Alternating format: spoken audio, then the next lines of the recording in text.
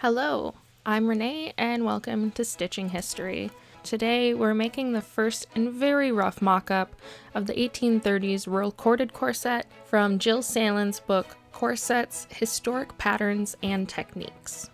For this mock-up, I used a king-size duvet cover I picked up at the thrift store for about $2. I cut it into 2 large pieces and I plucked off those buttons and added them to my stash. I cut out 2 sizes of the bust gusset. Since I have a decent sized chest, I wanted to test out if I was going to need a larger size from the original. I added about 2 inches to the original size for one of the gussets, and the other I left the standard pattern size. I did forget to add the seam allowance on the standard pattern size when I was drafting and cutting it out, so I added it here. I remembered quickly just how fast this air dissolving ink disappears and had to draw it on a lot deeper just to get it to last long enough so I could cut out the pattern piece, and it's still there and it's been about 2 weeks.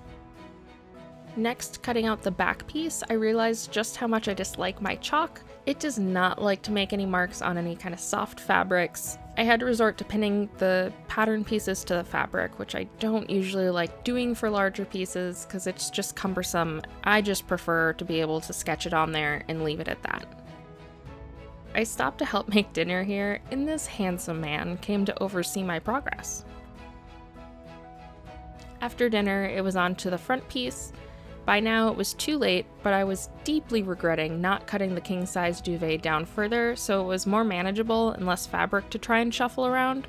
This isn't the first time I've learned this lesson, and it's definitely not going to be the last.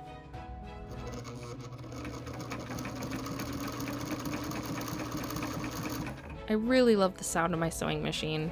It sounds like it's struggling to get going, and always has sounded like that, even when it comes just back from a tune-up. It's going to be a very sad day when this machine finally does die. It'll end up just becoming part of a decoration. And now we see what happens when I'm working past 11 p.m. I massively messed this up. I had sewed both straps onto the same side, and one of them's on backwards. This is the first time in a few years that I've made such a silly mistake, and I have to start picking out and restitching it.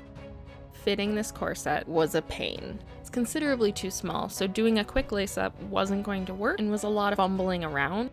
I realized when I added the seam allowance, I absolutely added it around the armhole where it did not need to be. Surprisingly, the hips are almost okay, and the bust may be okay. The waist, that needs to come out more.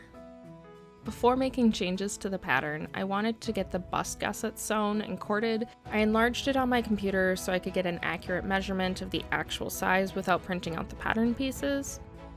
The cording channels are about 1/4 inch wide, and they stop about 1/4 inch from the top where the binding's attached. Before I could get the lines drawn on my pieces though, I had to move the cat. Next I drew the lines across the gussets. I realized after drawing these that they're actually a hair over the 1/4 inch because when the ruler's lined up perfectly, the marking pen puts the line just a tiny bit away from the edge of the ruler. So when I do the official ones, I'm going to compensate for that and move the ruler back just a hair. Next, I pinned the layers together and stitched up all the lines with a random polyester thread I rarely use. Something about doing these very straight and precise lines really brought me a lot of peace. I think I'm going to enjoy stitching the boning and cording channels. So next was running the cording through the channels. As seen here, I just used some leftover acrylic yarn. I left each of the strands looped slightly, and will trim these down in the future mock-ups, but left them for ease and wanted to make sure that they wouldn't get too tight or warp the shape if I wasn't paying attention to pulling them through.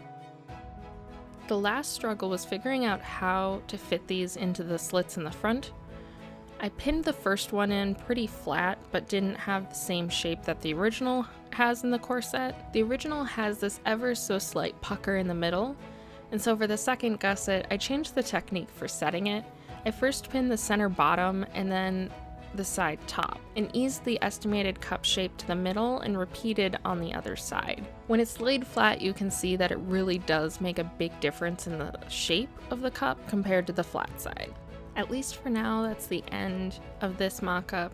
I have a long way to go, but I feel like I'm actually learning a lot. I'm getting the hang of how some of these pieces need to come together. We'll see if I can continue up that feeling of not drowning in this project. We'll see. Thank you for dropping by. I hope to see you again soon.